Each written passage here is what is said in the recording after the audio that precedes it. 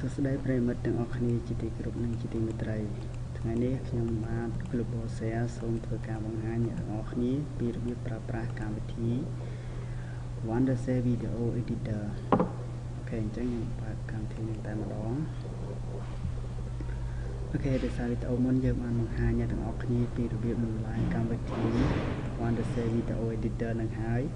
អញ្ចឹងលើកនេះខ្ញុំបង្ហាញអ្នកទាំងអស់គ្នាពីរបៀបប្រើប្រាស់ដោយជាបង្ហាញខ្លះៗទាក់ទងជាមួយនឹងការប្រើប្រាស់កម្មវិធី Wondershare Video Editor នេះតែម្ដងអូខេដល់ពេលយើងបើកកម្មវិធីបែបនេះហើយបើសិនជាយើងយក Easy Mode អញ្ចឹងខ្ញុំคลิกទៅលើ Easy Mode អញ្ចឹងនៅត្រង់ Easy Mode នេះវាមានគាត់ថាវាអត់បង្ហាញជា full feature ឲ្យយើងទេអញ្ចឹងវាពិបាកក្នុងការប្រើប្រាស់អញ្ចឹងខ្ញុំសូមបើអញ្ចឹងយើងអាចប្រើជាមួយ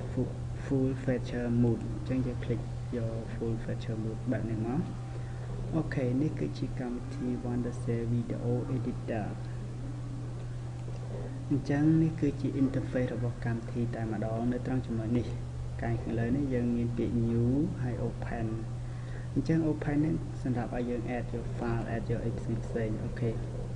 អញ្ចឹងដោយសារខ្ញុំអត់ចង់ទៅតាមហ្នឹងទេឥឡូវឧទាហរណ៍ខ្ញុំទាញយកវីដេអូមួយអញ្ចឹងនេះខ្ញុំចូលបត់ទៅយកមកលែងទុកក្នុងនេះនេះអញ្ចឹងនេះគឺជាវីដេអូឥឡូវខ្ញុំតោងវាចុះក្រោមវីដេអូនេះមានការអូខេនឹងតែម្ដងអូខេឥឡូវខ្ញុំ play នេះ My Honey មិនក៏ហក់បងអូខេឥឡូវឧទាហរណ៍ខ្ញុំយកបត់ហ្នឹងនេះបត់ព្រៀងអញ្ចឹងឥឡូវខ្ញុំបង្ហាញពី media ហ្នឹងគឺកន្លែងដែលយើងพูดមានន័យថាយើងតោងយកវីដេអូឬក៏រូបភាពមួយណាឬក៏ការ៉ាអូខេមួយណាដែលយើងចង់ដាក់បញ្ចូលយើងក៏ចុចមកឆ្វេងឲ្យជាប់មកហើយយើងតោងចូលតែម្ដងហើយយក play នៅត្រង់ចំណុចនេះពេលហ្នឹងវាចូលហើយហើយ media នេះបើសិនយើងចង់លុបចោលយើងក៏មកស្ដាំយកពាក្យអីគេ delete ចឹងយកពាក្យ delete ហ្នឹងចាស់ពេលហ្នឹងវាបាត់ហើយអូខេបន្តមកនៅត្រង់ effect នេះ type នេះបើសិនយើងចង់យកសេអក្សរដាក់បន្ថែមនៅត្រង់វីដេអូរបស់យើងអញ្ចឹងយើង click ទៅលើ type នេះមកហើយវានឹងបង្ហាញ effect ឲ្យយើងច្រើននៅត្រង់ចំណុចនេះ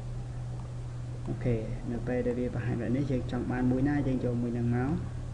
ឧទាហរណ៍ចង់បាន effect មួយ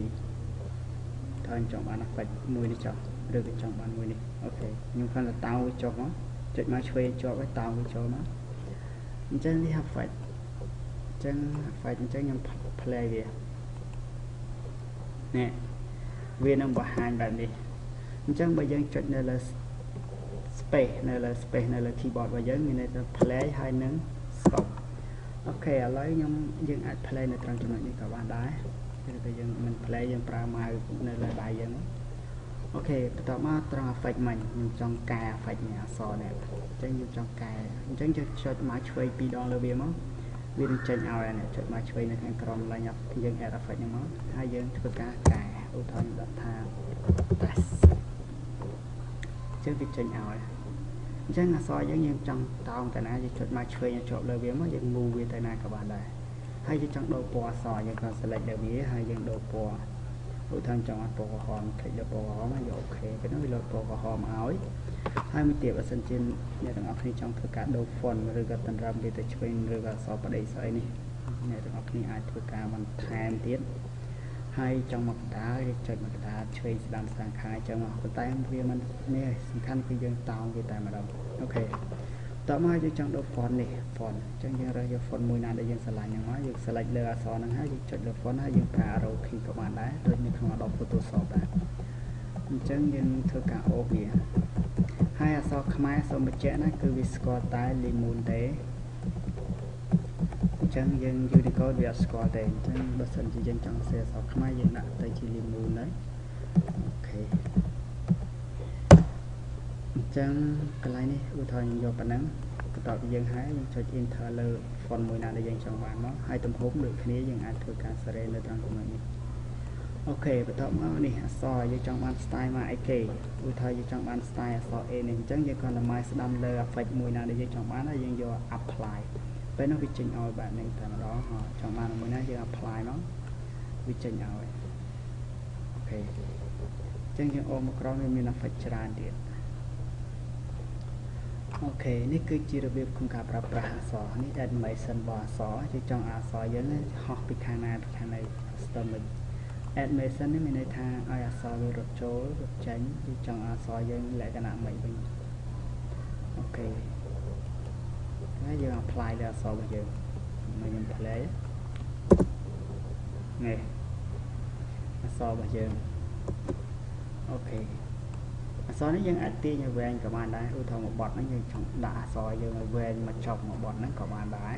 ហើយខាងក្រោមនេះសម្រាប់ធ្វើការទាញវាអង្គលហើយនៅត្រង់ចំណុចនេះ zoom in zoom out អញ្ចឹងយើងអាចប្រើម៉ៅយើងរីកព្រមវាទៅតាមអ្វីដែលយើងចង់បានអូខេនេះត្រង់ចំណុចនេះហើយយើង play ហើយ effect អក្សររបស់យើងនេះឃើញអញ្ចឹងយើងចង់បានឲ្យវារត់ចូលបានណា animation ដូចនៅក្នុងកម្មវិធី PowerPoint អញ្ចឹងដែរអូខេបន្ទាប់មកយើងចង់ត្រឡប់មកក្រោយវិញអញ្ចឹងយើងយក return ពេលនេះវាត្រឡប់មកក្រោយតែម្ដងអូខេហើយចំណុចមួយទៀតនេះ effect នេះអក្សរនេះដូចខ្ញុំនិយាយពីដំបូងអញ្ចឹងយើងអាចយក effect មួយណាក៏បានដែរវាមានច្រើនអញ្ចឹងធ្វើការសេចក្ដីបន្ថែមទៀតអូខេនៅត្រង់ effect នេះអញ្ចឹង effect នេះសម្រាប់ដាក់ពណ៌ឲ្យវីដេអូរបស់យើងឧទាហរណ៍វីដេអូរបស់យើងអញ្ចឹងនៅត្រង់ចំណុចនេះខ្ញុំចង់ដាក់សខ្មៅអញ្ចឹងខ្ញុំគ្រាន់តែតោងវាចូលមក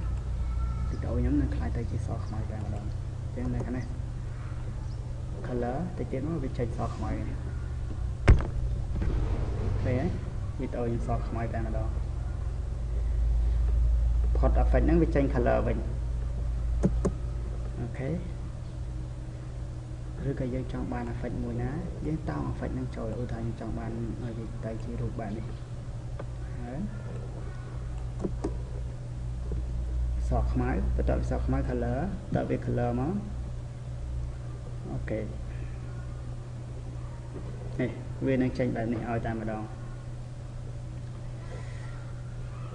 អូខេនេះគ្រាន់តែជាការសាកល្បងទេគ្រាន់តែការធ្វើតេស្តទេអញ្ចឹង effect នៅត្រង់ហ្នឹងមានច្រើនអ្នកទាំងអស់គ្នាអាចធ្វើការជ្រើសរើសបានអូខេបន្ទាប់មកទៀត PIR អញ្ចឹងពី rip នេះអញ្ចឹងយើងអាច add នៅ function ក៏ដូចជា effect ផ្សេងបន្ថែមទៀតនៅចំណុចណាដែលយើងចង់បានឧទាហរណ៍ខ្ញុំរើសយកមួយក្នុងចំណោមទាំងអស់ហ្នឹងឧទាហរណ៍ខ្ញុំរើសយកអានេះសម្រាប់យើងដាក់មុខឬក៏បន្តែអូខេឥឡូវឧទាហរណ៍យកនេះមួយចុះនេះអញ្ចឹងខ្ញុំព្រមវាតូចក៏បានឬក៏ធំក៏បានដែរនេះអូខេអញ្ចឹងទៅយក play មក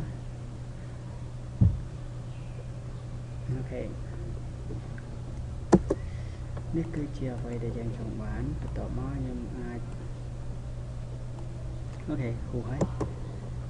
ញ៉ាផ្កាដែលយើងដាក់មកញ៉ាអូខេបន្ទាប់មកចំណុចនេះហើយយើងរើសយកមួយណាយកមកដាក់បន្ទាប់មកនេះ transition នេះមានន័យថាការបន្ថែម slide អានេះករណីបើសិនយើងចង់ដាក់រូបភាពរបស់យើងវីដេអូយើងជាលក្ខណៈរូបភាពអញ្ចឹងឲ្យ animation របស់រូបភាពនេះវាចូលតម្រង់បែបណាដែលយើងចង់បានអូខេឥឡូវកន្លែងនេះវាអត់សូវមានច្រើនទេតាមតោងដាក់ដោយសារវាយើងវាជាវីដេអូអញ្ចឹងវាជាវីដេអូបែបនេះគឺវាអត់មានរូបភាពចូលអូខេបន្ទាប់ចំណុចក្រោយខ្ញុំបង្ហាញថាយើងដាក់វា slide មានន័យថារូបភាពពីមួយស្លឹកទៅមួយស្លឹកគេនឹងបង្ហាញ effect ឲ្យយើងចូលបែបនេះតែម្ដងអូខេអញ្ចឹងខ្ញុំលុបបើសិនយើងចង់លុបវាធំហើយយើងចុច delete នៅលើ keyboard ជាការស្រេចអូខេឥឡូវខ្ញុំប្រូវាតបន្តិច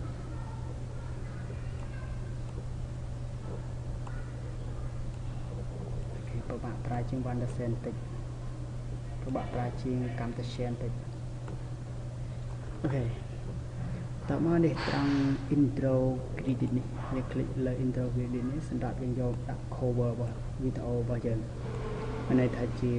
ក្បាលចំណងជើងក៏ដូចជាចុងបញ្ចប់នៃវីដេអូរបស់យើងឧទាហរណ៍យកមកមួយចុះឧទាហរណ៍យក Happy New Year នេះចេញ play នេះយើងដាក់អីមួយជា cover របស់យើងមកវាឲ្យបានវាចូលទៅជារូបភាពរបស់យើងអូខេអញ្ចឹងយើងយកច្រើនក៏បានដែរ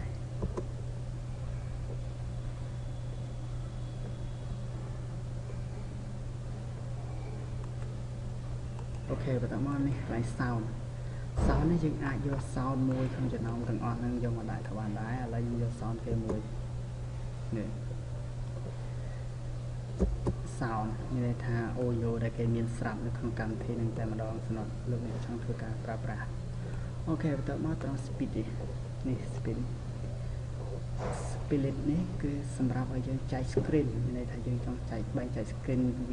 bỏ giờ nó tay chỉประมาณ พลัง ឧទាហរណ៍ចង់បាន 4 พลัง គេអា 4 พลัง ហើយមកអញ្ចឹងយើងដាក់មកអញ្ចឹង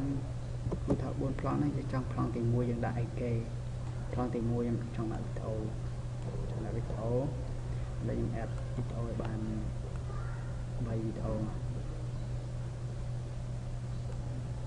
វីដេអូឥឡូវយើងឧទាហរណ៍តែ 2 សិនចុះណាពេលដើរទាំង 2 តែម្ដងវីដេអូហ្នឹង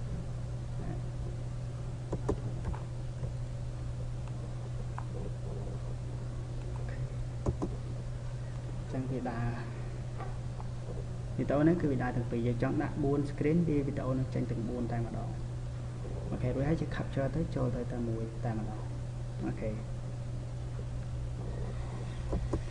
អញ្ចឹងខ្ញុំចង់ត្រឡប់មកក្រោយមក media វិញយើង click ទៅលើ return នេះមកចូលមកត្រង់ចំណុចនេះបើសិនយើងចុចមកបែបនេះវានឹងបង្ហាញ effect ងាយស្រួលក្នុងការទាញ effect ចូលនេះងាយស្រួលក្នុងការទាញចូលបើសិនយើងចង់ទាញចូលយើងទាញចូលបែបហ្នឹងមកទាញបែបហ្នឹងប៉ុន្តែខ្ញុំចូលមកនេះវិញអញ្ចឹងវានឹងបង្ហាញអញ្ចឹងបែបនេះអូខេឥ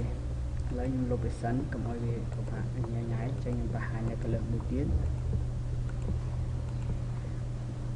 អូខេឥឡូវខ្ញុំលុបអូយចោលលុបចោលទាំងអស់អូខេខ្ញុំទាញវីដេអូចូលវិញទាញបន្លែនៅត្រង់ចំណុចនេះក៏បានដែរអូខេនេះគឺជាចំណុចពិសេសមួយទៀតគឺបើសិនជាលោកអ្នកចង់ផ្ដាច់អូយោចេញពីរូបភាពនេះខ្ញុំចង់ផ្ដាច់អូខេខ្ញុំចង់ផ្ដាច់យើងគ្រាន់តែមកស្ដាំលើវាយកពាក្យអូយោនេះផាច់នេះមកអូយោនេះថៃហ្នឹងវានឹងដាច់ឲ្យអូខេដល់ពេលខ្ញុំលុបអូយោចោលអញ្ចឹងក្រៅខេនៅដែរអញ្ចឹងយកក្រៅខេបត់អីផ្សេងមកដាក់មកបើសិនជាចង់ធ្វើអូខេឥឡូវខ្ញុំundoវាវិញControl Z ដើម្បី undo វាវិញហើយមួយទៀតបើសិនខ្ញុំចង់កាត់វីដេអូហ្នឹងឧទាហរណ៍វាក្រក់ដល់អញ្ចឹងខ្ញុំអាចខាវាអញ្ចឹងចូលទៅយកទៅដល់ដាក់កន្លែង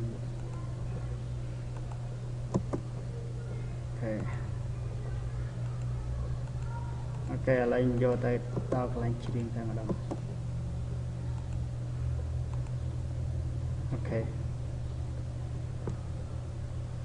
ចឹងស្កប់ហើយខ្ញុំបរិយាធំទៅស្រួលមើលអូខេអញ្ចឹងខ្ញុំកាត់តែម្ដងកាត់សំឡេងនឹងចោលអញ្ចឹងខ្ញុំ select លើហើយយកកន្លែងកត្រៃនេះ click លើ slip នេះពេលហ្នឹងយើងចេញមកយើងចុច delete លុបតែម្ដងអូខេខាងក្រោយដូចគ្នាបើសិនយើងចង់កាត់អូខេចឹងខ្ញុំស្កប់ចឹងខ្ញុំកាត់ឲ្យគ្នាយើង select លើវារួចបានយើងចុចលើកត្រៃបានបើយើងអត់តន់ select លើវាយើងចុចអត់កាត់អត់បានទេអញ្ចឹងខ្ញុំកាត់ដូចនេះអូខេតោះវាមកវិញពេលនោះយើង play ពុកដល់តែម្ដងអូខេហើយចំណុចមួយទៀតបើសិនជាអ្នកទាំងអស់គ្នាវីដេអូរបស់យើងវាពេញ screen ហើយយើងចង់បរិយាវីដេអូយើងឲ្យពេញ screen នឹងតែម្ដងអញ្ចឹងយើងអាចធ្វើបានយើងចុចទៅលើវីដេអូនេះហើយយើងយកពាក្យថានេះហើយ crop pin screen ចាំទៅវិញយើងចុចនេះ crop double click លើវាមក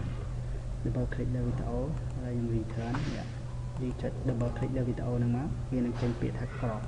អញ្ចឹងយើង click ទៅលើ crop ហ្នឹងមកហើយយើងធ្វើការបង្រួមវាអូខេចឹងយើងធ្វើការទាញមកមិនវីដេអូរបស់យើងវាដាច់ខាងក្រោមដាច់ខាងលើឥឡូវយើងចង់ឲ្យបានវីដេអូរបស់យើងពេញលើអូខេឬមិនចឹងយើងចុចចូលអានេះក៏បានដែរយើងពេញ screen តែម្ដងអូខេចុចចូលនេះមួយចំណុចអននេះវាទៅបង្ហាញ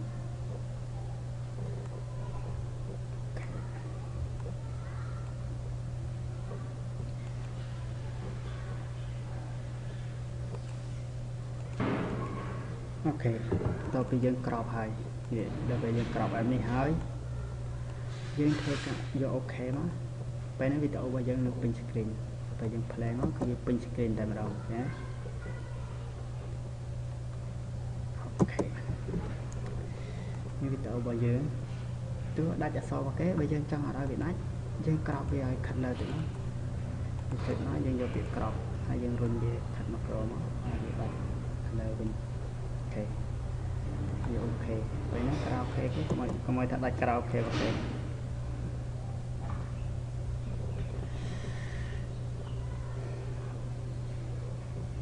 ok hai dân trong tập lọc rồi với nhiều bị thả return tránh hai không cả tập cả bỏ dưỡng ok anh ấy cứ chỉ chừng là sẽ môi không cả pra cho môi nâng cao tí hai mũi tiệp ở sân chi này tụi nó trong thực can zoom rồi trong thực cả scope ủng thôi video và giờ nghe trong scope ủng thôi dân trong ởรูปភាពមួយនឹងវា scope ủng thôi dân trong ở scope một quạt lại nè ở video đa tới scope ủng thôi video đa bạn nữa video về đa tới dân trong ở video nó scope tay chỉរូបភាព ok ủng thôi dân trong ở scope nàyចំណុចនេះមួយ ចឹងឲ្យទៅរូបភាពបន្តមកយើងคลิกត្រង់ចំណុចមួយណាដែលយើងចង់ scope ហើយយើងคลิกទៅលើនេះពាក្យថា flash and hold คลิกលើ flash and hold ហ្នឹងមកពេលនេះវាឲ្យវាផ្ដាច់ឲ្យអញ្ចឹងខ្ញុំសាកណាវាចេញជារូបភាពឲ្យយើងតែម្ដងអូខេនេះគឺជាចំណុចពិសេសក្នុងការប្រើប្រាស់ជាមួយនឹងកម្មវិធី video editor អញ្ចឹងខ្ញុំចង់រកចំណុចមួយណាទៀតហើយអាចចំណុច scope នឹងបើសិនជាអ្នកទាំងអស់គ្នាចង់ឲ្យវាយូរចង់វាអូសឲ្យវាយូរអញ្ចឹងយើងគ្រាន់តោងវាវែងតិចមកពេលនោះវា scope យូរហើយវា scope ឲ្យបានយូរអញ្ចឹងមកអូខេរួចហើយបានវាចូលដល់ចំណុចមួយទៀតអូខេហើយមួយទៀតកន្លែងនេះបើសិនយើងចង់ផ្ដាច់ audio វាយើងមកស្ដាំពីផ្នែកដូចគ្នាមកស្ដាំពីផ្នែកហើយយើងដាក់បទចម្រៀងថ្មីមកអូខេហើយចំណុចមួយទៀតបើសិនជាឥឡូវខ្ញុំคลิกនេះចោលណាខ្ញុំយក undo វិញព្រោះខ្ញុំអត់ចង់ឲ្យវីដេអូវិញអូខេអញ្ចឹងដូចជាអស់ហើយមានចំណុចណា starter បន្ថែមទៀតអ្នកទាំងអស់គ្នាធ្វើការស្រាវជ្រាវបន្ថែមទៀតអូខេហើយចុងក្រោយខ្ញុំបង្ហាញអ្នកទាំងអស់គ្នាពីរបៀបរក្សាទុកនេះនៅត្រង់ខាងលើនេះយើងចុចទៅលើពាក្យ save project as បើសិនយើង save project as មានន័យថាយើងរក្សាទុកនៅ file ដើម file របស់កម្មវិធីនេះតែម្ដងអញ្ចឹងកន្លែងនេះយើងរើសទីតាំងយើងចង់ទុកទីតាំងនៅណាហើយយើងធ្វើការ save មកអញ្ចឹងយើងដាក់តែឈ្មោះ project យើងហើយ WVE ហ្នឹងគឺកម្មវិធីដើមយើងបើកមកយើងធ្វើតទៀតអូខេបើសិនជាយើងធ្វើហើយយើងចង់ធ្វើការ save វាអញ្ចឹងយើងចុចទៅលើ export ការនាំចេញអញ្ចឹងយើងคลิกលើ export ហ្នឹងមកពេលនោះវានឹង load ឲ្យយើងនេះនៅត្រង់ device អញ្ចឹង format វាមានផ្សេងទៀតហើយ YouTube សម្រាប់ឲ្យយើង share ចូលក្នុង YouTube តែម្ដង Facebook ហើយនៅ DVD អញ្ចឹងអូខេឥឡូវខ្ញុំ suggest អ្នកទាំងអស់គ្នាចូលក្នុង device នេះហើយជ្រើសរើសប្រភេទអញ្ចឹងតើអ្នកទាំងអស់គ្នាចង់ដាក់នៅក្នុងអីគេទូរស័ព្ទឬ computer ឬក៏ iPad ឬក៏អ្វីផ្សេងអូខេអញ្ចឹងសម្រាប់ខ្ញុំជ្រើសរើសយកហើយ creative version នេះយករូបសត្វតុក្កតានេះហើយកន្លែងនេះគឺយើងដាក់ឈ្មោះថាអូខេ my honey ចឹងសេសបខ្មែរ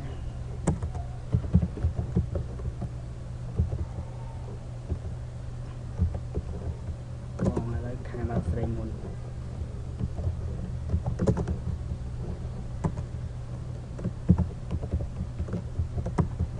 អូខេ my honey មិនដេចកុហកបងខាងមកស្រីមុនហើយទីតាំងយើងចង់ទុកនៅណាអញ្ចឹងឥឡូវឧទាហរណ៍ខ្ញុំចង់ដាក់នៅលើ desktop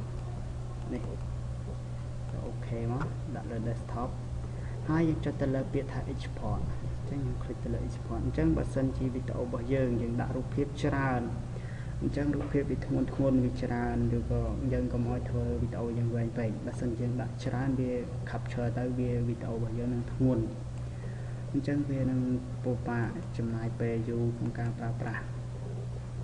ក្នុងការ capture វីដេអូរបស់យើងនឹងតែម្ដងអញ្ចឹងយល់ល្អអ្នកគួរតែដាក់ត្រឹមតែ 5 នាទីឬក៏4 នាទីសម្រាប់យើងបត់អីចឹងដែរវាប្រសើរជាងហើយវាធ្វើកុំព្យូទ័រយើងហ្នឹងវាប្រើប្រាស់បានយូរផង